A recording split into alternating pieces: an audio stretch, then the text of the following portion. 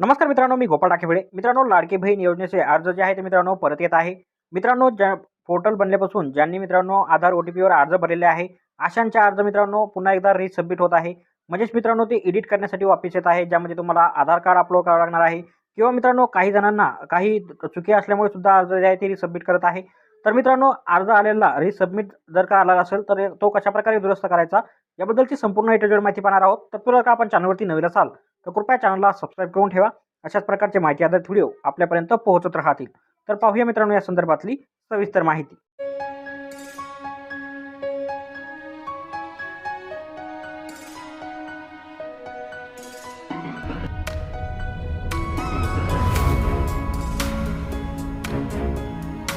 तर मित्रांनो, सर्वात अगोदर लाडकी बहीण .महाराष्ट्र.in या वेबसाईटवर या. इथे आल्याच्या नंतर मित्रांनो अर्जदार लॉगिन करा. लॉगिन केल्याच्या नंतर मित्रांनो आपला मोबाईल नंबर आणि पासवर्ड टाकून मित्रांनो कॅप्चा भरा आणि त्यानंतर लॉगिन करा. लॉगिन झाल्याच्या नंतर मित्रांनो इथं पाहू शकता ॲप्लिकेशन मेड इट लायर, म्हणजेच मित्रांनो यापूर्वी केलेले अर्ज याच्यावरती तुम्हाला क्लिक करायचं आहे. इथं जेवढे अर्ज तुम्ही केले असेल ते तुम्हाला इथं दाखवले जाईल. नेक्स्ट केल्याच्या नंतर मित्रांनो इथं पाहू शकता अर्जासमोर तुम्हाला मित्रांनो रिसबमिट म्हणून ऑप्शन आहे. त्याच्या अगोदर मित्रांनो तुम्हाला इथे डोळ्याचा आयकॉन आहे, याच्यावरती क्लिक करायचं आणि अर्ज वापस होऊन आला याचं तुम्हाला इथं मित्रांनो स्टेटस बघायचं आहे. तर पाहू शकता रिसबमिट रिमार्क आहे मित्रांनो आधार कार्ड नॉट अपलोड अशा प्रकारचा ऑप्शन आहे. तर मित्रांनो ज्यांनी OTPवर अर्ज भरलेला आहे आधार OTPवर त्यांना मित्रांनो हा ऑप्शन येत आहे. त्यामुळे मित्रांनो याच्यात आधार कार्ड आणि पासबुक जे आहे ते अपलोड करून द्यायचं आहे. याच्यासाठी मित्रांनो रिसबमिटच्या समोर तुम्हाला एक पेन्सिलचा आयकॉन आहे, याच्यावरती क्लिक करायचं. याच्यावरती क्लिक केल्याच्या नंतर मित्रांनो त्या महिलेचा इथं आधार नंबर कॅप्चा टाकून मित्रांनो व्हॅलिडेट आधार करायचं. त्यानंतर फॉर्म ओपन होईल. ओपन झाल्याच्या नंतर मित्रांनो त्या महिलेचा संपूर्ण जसा फॉर्म भरलेला होता तो ओपन होईल. एकदा मित्रांनो पुन्हा एकदा चेक करा, काही तुम्हाला बदल करायचा असेल तर तुम्ही आता सुद्धा तो बदल इथं करू शकता. जर संपूर्ण व्यवस्थित असेल तर डायरेक्ट मित्रांनो तुम्हाला खाली यायचं आहे कागदपत्र अपलोड करण्यासाठी. इथे आल्याच्या नंतर मित्रांनो पाहू शकता अपलोड आधार कार्ड ज्याचं आहे मित्रांनो फ्रंट पेज, म्हणजेच मित्रांनो पहिलं पेज इथं अपलोड करायचं आहे. याच्यासाठी अपलोडवरती क्लिक करा आणि आधार कार्डचं पहिलं पान जे आहे मित्रांनो तुम्हाला इथं अपलोड करायचं आहे. पाहू शकता सक्सेसफुली अपलोड झालेलं आहे. अशाच प्रकारे मित्रांनो दुसरं पेज म्हणजे बॅक पेज सुद्धा अपलोड करायचं आहे आधार कार्डाचं. याच्यावरती पाहू शकता मित्रांनो अशा प्रकारे अपलोड करून घ्या. अपलोड सक्सेसफुली झालेलं आहे.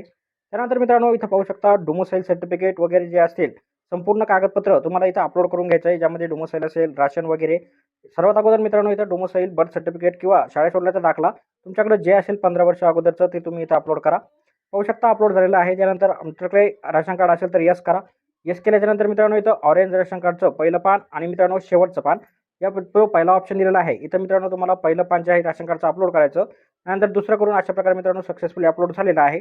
त्यानंतर इथे एक हमीपत्र जे आहे ते अपलोड करायचं आहे. हमीपत्र अपलोड करण्यासाठी चूज फाईलवरती क्लिक करा. जिथं कुठेही तुम्ही हमीपत्र ठेवलेलं असेल तिथून अशाप्रकारे अपलोड करा मित्रांनो. त्यानंतर आता मित्रांनो एक नवीन ऑप्शन इथं ॲड झालेला आहे बँक पासबुक. म्हणजे बँक पासबुक सुद्धा मित्रांनो इथं तुम्हाला अपलोड करावं लागणार आहे. याच्यासाठी चूज फाईलवरती क्लिक करायचं आहे आणि जिथं कुठे बँक पासबुक असेल तिथून अशा प्रकारे चूज फाईल करून अपलोड करा.